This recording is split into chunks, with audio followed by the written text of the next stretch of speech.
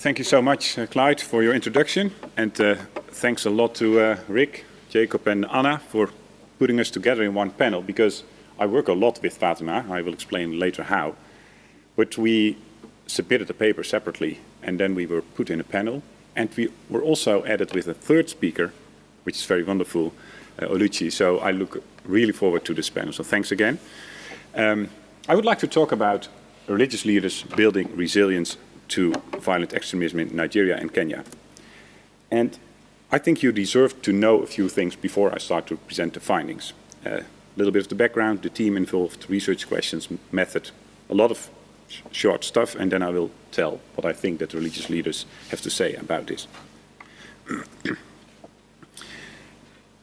We have to thank the Ministry of Foreign Affairs of the Netherlands for funding this project. That's where I would like to start. This project, GISRA, which takes place in 9 countries by 50 NGOs on an inter and extra-religious level, and which is steered by a consortium consisting of Mensen met een Missie, lead organization, Search for Common Ground, Tear Fund, and Faith to Action Network. So this is a huge project which is promoting freedom of religion and belief and fighting violent extremism in these countries. But there are also 2 research components, one in Groningen, one in Utrecht. Fatima is leading the project in Groningen, and I'm responsible for the one in Utrecht. This is our team. The PI of the project is Beatrice de Graaf. I'm leading the project. Eva Kraaf from Mensen met een Missie is the researcher involved from Mensen met een Missie. And then I have to say thanks to these fantastic researchers from Kenya and Nigeria, Maureen and Ismail. They have done all the field work because they speak Haase. Oh, sorry, I have to click, right? Yes, yeah, and I click these 2 so that I don't have to. But I will. Okay. Yeah, so. Otherwise, I have to read this way. So, are you still with me then? Because this is the team. Because they did all the field work. They interviewed religious leaders, went out in the field, sometimes even in very dangerous places. I've had weekends that I thought, please, Maureen, come back, because I've heard things, you better go home. They translated it from these languages and transcribed it. And they're now involved with interpreting it too. Real quick, main research question. There are sub-questions, but just to give an impression, how do religious leaders in Nigeria and Kenya explain and address violent extremism? And the aim of this research is to study their views regarding VE, identify strategies, best practices, and then to inform religious leaders, NGOs, and government authorities that support them. That also explains why the Ministry of Foreign Affairs is willing to fund something like this. Our method consists of historical research, a history of VE based on literature, because that provides background and insight into contextual and historical factors, but also qualitative research, interviews with religious leaders. And most of my presentation will focus on the second part. This qualitative research is important because this gives a first-person perspective, but also, and this book is really interesting to read, avoids data that's ignorant of local and regional histories and norms. This book sets out how people in the South, with all their international organizations, are working together and they're just referring to each other but never really connect and live with the people they're talking about. Well, we try to tackle that by really going into the areas with our local researchers. But even for them, it was difficult. Ismail sometimes had to prove that he was the right Muslim.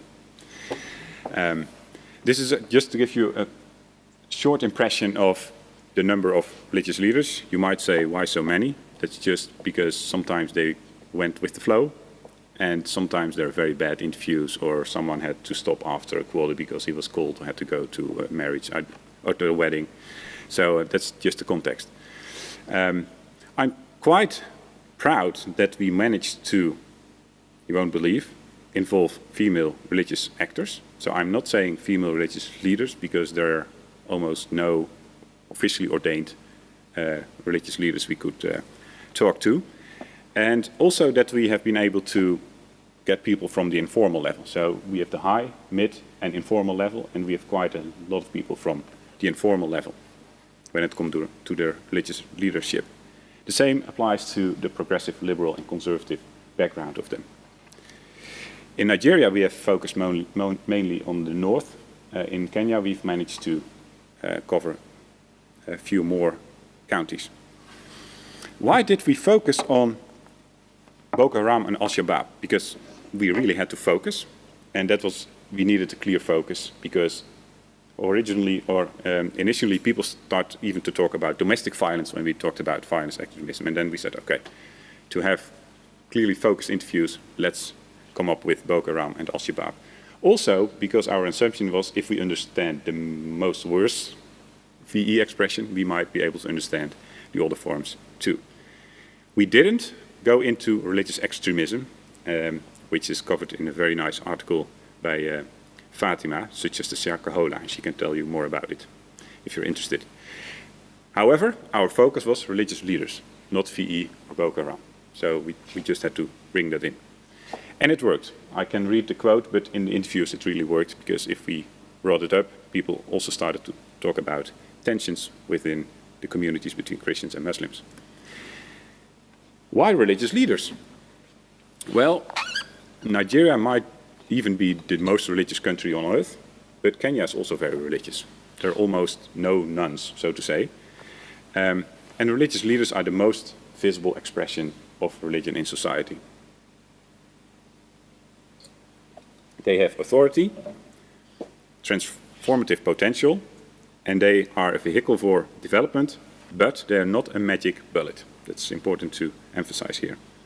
And they are supporting or sometimes countering VE. No. They're countering and sometimes supporting VE.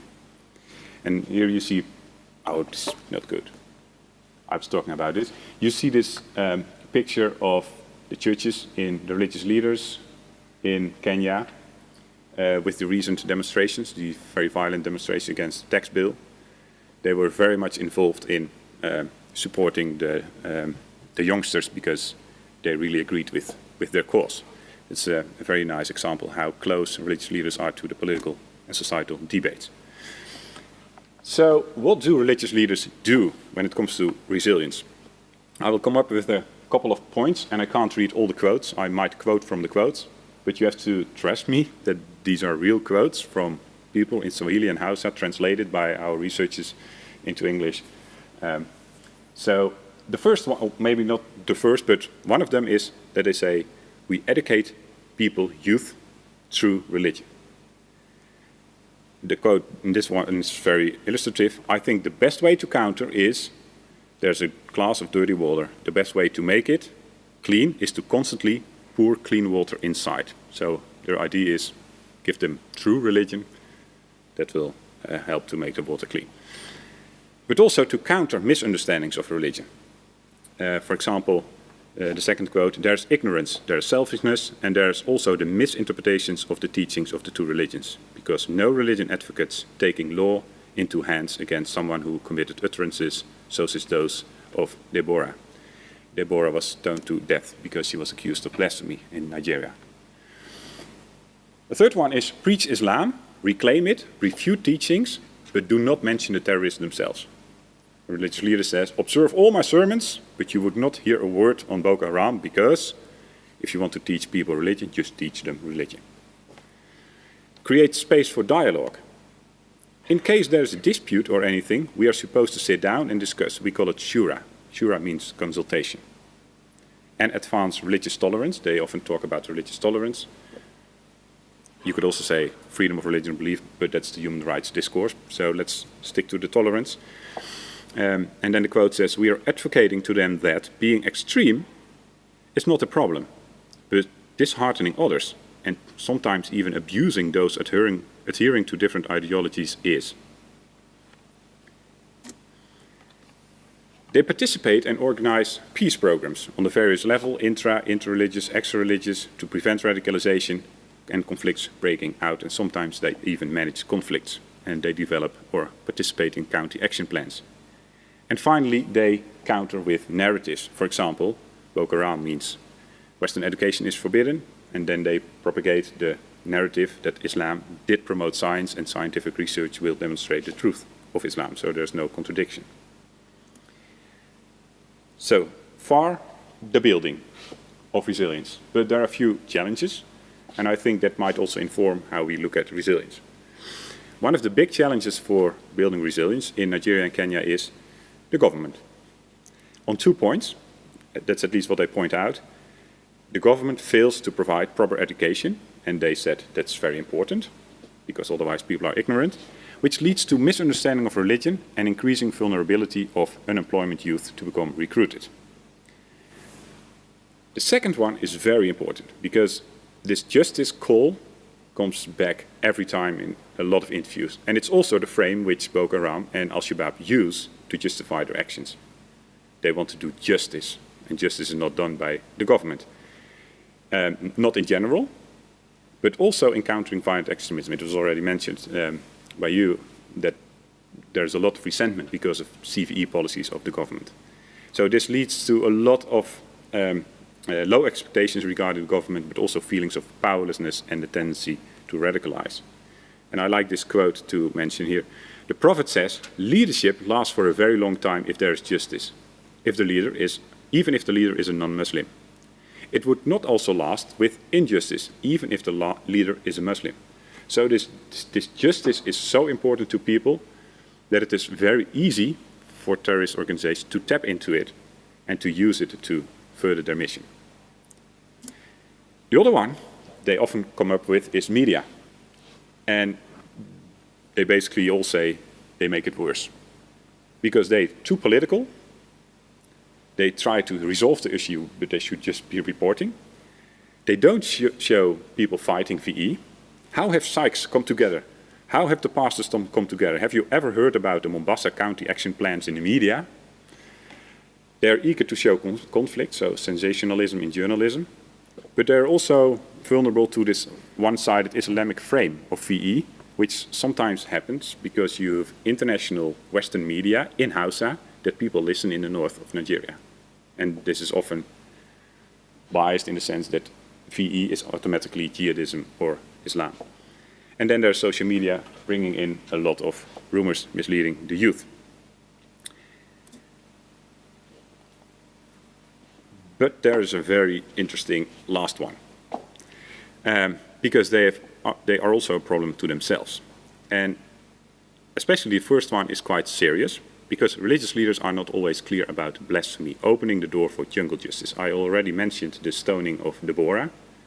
It's a really cruel story. But just to give you an impression, I will read the second part of this. Because Allah recommended of Muslims, so this is a general religious leader, because Allah recommended of Muslims to stand against any person insulting our Prophet, peace be upon him, even if that will cost our lives and our blood. Even if we were to killed one after the other, we must indeed make sure that our Prophet is a priority number one. No one would live safe while abusing or assaulting him on our eyes. Well, if you say this as a religious leader and you're not clear about how blasphemy should be punished or how the law should be applied regarding blasphemy properly, this easily leads to riots and people committing jungle justice. The other one is the tendency, the continuously tendency to be willing or trying to apply Sharia law.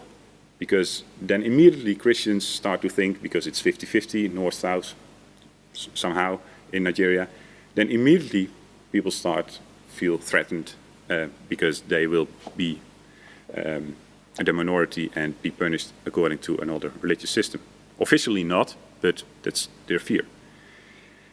And then there are also religious leaders actively recruiting and protecting people committing VE. Religious leaders took their own interpretation of the scriptures to justify the recruiting of kids. Their recruits were not even required to be poor anymore, even as rich kids are also targets. And then there is also maybe a political theological point. Quite a few religious leaders start by arguing that VE and religions has nothing to do with violence. Even to such an extent that it is no longer believable, because there is a reality of religions regulating violence. The quote I put here even demonstrated. But many religious leaders say, well, religion has nothing to do with violence. But in Christianity, we have just war theory. We have legitimate power executing their power, punishing evil, etc., protecting vulnerable people. So I think this narrative is not very helpful because you're obscuring something in reality regarding violence and religion. And finally, some of their comments is we lack the regulation or institutionalization of public speaking on behalf of religion. So there's not a pope or a bishop or an institution that said, okay, this is how we see or respond to a certain event. No. All religious leaders can at a certain point start their own preachings. That's even how Boko Haram started, and then they split it, and then there was another split, etc. So they also point at this institutional weakness, that there's no institutional representation of religion. So to wrap this up, coming back also to the resilience, VE incidents in Africa are very complex, messy, and the results of very dynamics, and therefore resilience is also a dynamic, multi-layered phenomenon. You might recognize Grossman here, in which, I add, the ambivalence of religion also plays a role. Second one, religion functions as a moderator in the process of radicalization. In Africa, religious leaders are important factors in building resilience against violent extremism. But we shouldn't overstate it, because they are moderating. But at the same time, we shouldn't ignore, especially in this overly religious country. And finally, resilience of individuals and communities, religious individuals and religious communities are important. But as this example shows with the media and the government, they are very much dependent on the role of other institutions, such as the media and the political structures in providing education and justice. So hopefully this has added a little bit to the puzzle of resilience, and hopefully you also see this religion as a piece of the puzzle that can be added to get a clearer view of the issue. Excellent. Thank you.